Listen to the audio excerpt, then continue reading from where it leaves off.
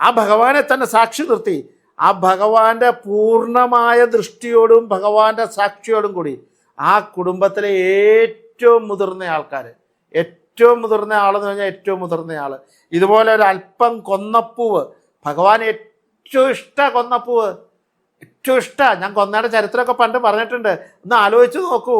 എവിടെയൊക്കെ കൊന്ന വെച്ചാലും ആ മേടമാസത്തിൽ മാത്രം പൂക്കുന്ന കൊന്നപ്പൂവ്, ആ മേടമാസത്തിൽ ഭഗവാന് കാണാൻ വേണ്ടിയിട്ട് മാത്രമുള്ള കൊന്നപ്പൂവ്.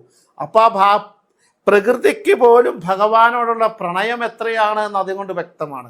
അപ്പം അങ്ങനെ പറയുന്ന ആ കൊന്നപ്പൂവും അല്പം നെല്ലുവരിയും കൂട്ടിയ അക്ഷതവും ഒരു സ്വർണവും ഒരു നാണയവും എല്ലാ കുടുംബാംഗങ്ങൾക്കും കുടുംബനാഥൻ കൊടുക്കുക.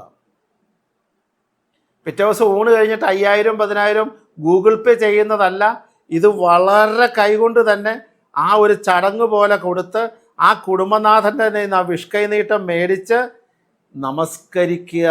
കുടുംബനാഥനെയും ഭഗവാനെയും നമസ്കരിക്കുക. അശ്വതായി ഗോധായി ധനദായി ദദാതുമേ ധനം മേ ദദാം ദേവി ദിവി ദേവി മനീക്ഷണാം.